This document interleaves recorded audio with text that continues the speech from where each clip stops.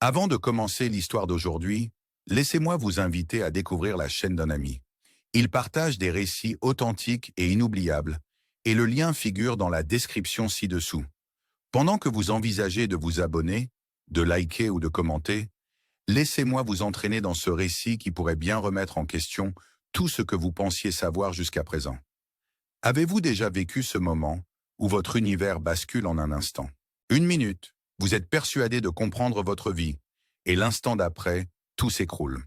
C'était moi, figé dans le couloir de la cuisine, tremblant en tenant un verre à moitié plein d'eau, de peur qu'il se brise. Je n'étais pas censé entendre ce que j'allais entendre. Je passais simplement devant la chambre en me dirigeant vers la cuisine, lorsque j'attrapais par hasard la voix de ma femme, douce, intime, et pourtant interdite à mes oreilles. Je restais immobile, paralysé, tandis que son rire, froid et détaché, s'échappait par la porte entr'ouverte. Un rire qui trahissait des décisions déjà prises, celui d'une attention désormais portée ailleurs. Là, allongé sur notre lit, dos à la porte, ses jambes élégamment croisées se déplaçaient avec nonchalance, comme si le monde extérieur n'avait plus d'importance. Ces mots, murmurés avec une désinvolture qui en disait long, frappèrent mon être en plein cœur. Je sais, c'est juste que, quand il me touche, je ne ressens rien. Je supporte, parce que ce n'est pas excitant, avoua-t-elle, suivie d'un éclat de rire complice, révélant ainsi des secrets que je n'avais jamais voulu connaître. À cet instant précis, mon cœur battait à tout rompre et ma prise sur le verre se resserrait. J'aurais pu foncer dans la chambre, exiger des réponses et une justification pour chacun de ces mots froids, chaque murmure d'indifférence. Mais quelque chose en moi changea. Je compris que crier ou quémander n'effacerait ni la trahison, ni les fragments brisés de ma confiance. Alors, je décidai que si elle ne désirait plus mon étreinte, je refuserais à jamais de la lui offrir. Je détournai le regard, posai le verre et laissai chaque mot s'infiltrer en moi tel un poison lent. À partir de ce moment, la femme que j'avais aimée commença à disparaître. Je devenais l'observateur silencieux de ma propre demeure, un spectre errant dans nos espaces familiers, effaçant peu à peu la passion qui nous avait unis. Au début, elle ne prêta guère attention à mon retrait. Dans ces jours d'antan, elle se perdait dans son téléphone, riait de messages et se préparait pour le travail comme si rien n'avait changé. Au dîner, je m'asseyais face à elle d'une manière mécanique. Et la nuit, je prenais soin de ne pas m'installer du côté du lit où elle avait l'habitude de se réfugier. Ce n'est qu'une semaine plus tard qu'un mince signe de préoccupation ponctua sa routine. Un timide « ça va ?» prononcé alors que j'étais à l'évier.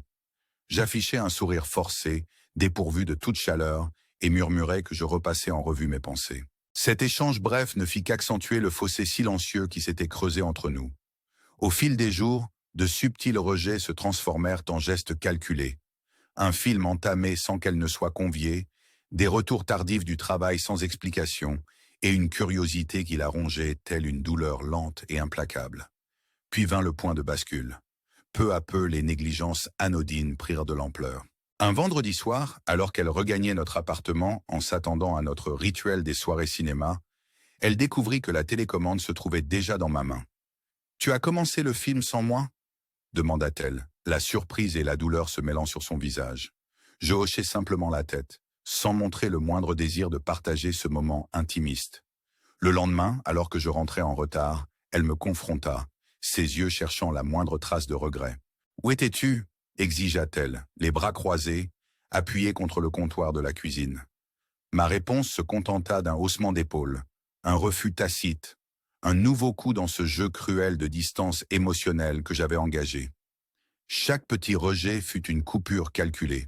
À force d'ignorer ses appels, de refuser ses tentatives pour raviver notre connexion, le silence entre nous devint pesant et oppressant. Je ne cherchais plus sa main, ne m'intéressais plus à sa journée. Je n'étais plus qu'un fantôme, volontairement effacé de sa vie, jusqu'à ce qu'elle réalise, trop tard, la perte irréparable qu'elle s'était infligée.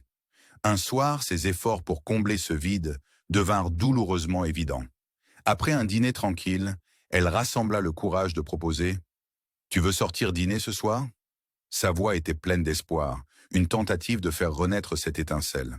Je levai brièvement les yeux et répondis d'un air détaché « Non, vraiment pas d'humeur », avant de replonger dans mon livre.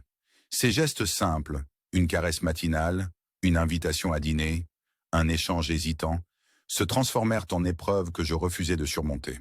Le tout s'effondra lorsque je découvris la vérité. 3 semaines après avoir surpris sa confession désinvolte, selon laquelle elle ne voulait plus de mon toucher, je trouvais une preuve irréfutable. Tard dans la nuit, alors que je m'allongeais dans le lit à faire défiler distraitement mon téléphone, une notification apparut sur son écran alors qu'elle était dans la salle de bain. Un message prévisualisé où l'on lisait « Ce soir était incroyable. Je ne peux pas m'arrêter de penser à toi. » Signé d'un simple « K ». Mon cœur étrangement resta impassible. J'avais depuis un certain temps soupçonné la trahison, mais la confirmation était désormais indéniable. Ce fut alors qu'en moi se déclencha un mécanisme. Jusqu'à cet instant, j'avais prolongé la partie d'un retrait psychologique, comptant sur le silence pour se faire justice. Mais armé de preuves et d'une froide détermination, je sentis que l'équilibre basculait. Le lendemain matin, j'appelai un congé maladie. Lorsqu'elle partit en m'embrassant maladroitement sur la joue, j'attendis exactement 20 minutes avant d'allumer mon ordinateur. Étape 1, découvrir qui était K. Mon enquête fut rapide, un enchaînement d'appels nocturnes, de textos furtifs et de pistes menant à un cadre intermédiaire nommé Kevin, un homme dont l'aspect soigné dissimulait une volonté manipulatrice. Dans les jours qui suivirent, je devins à la fois spectre et chasseur.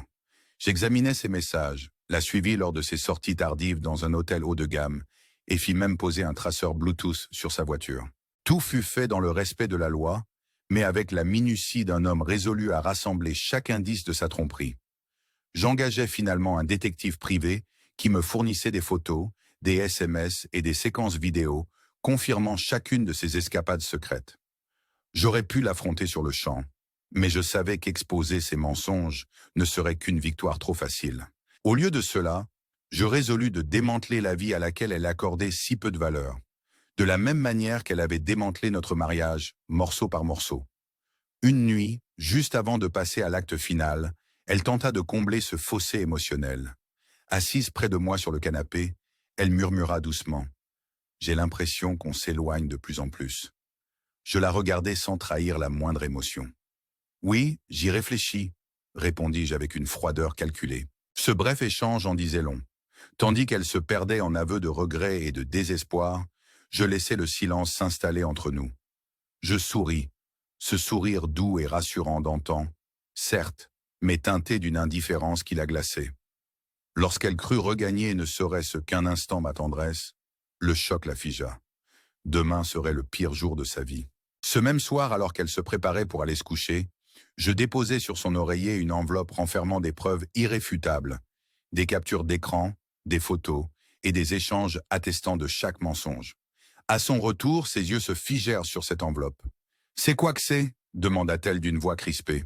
Je restai silencieux, contemplant ses mains tremblantes parcourir ses preuves de trahison.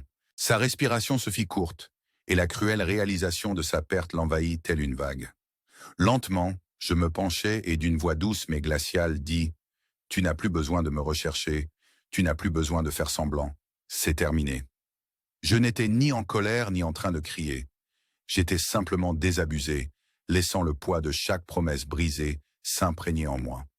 En cet instant, elle comprit l'ampleur de ses actes. Un regret morbide s'installa, non pas avec la fureur d'un courroux, mais avec la lente infiltration de la culpabilité.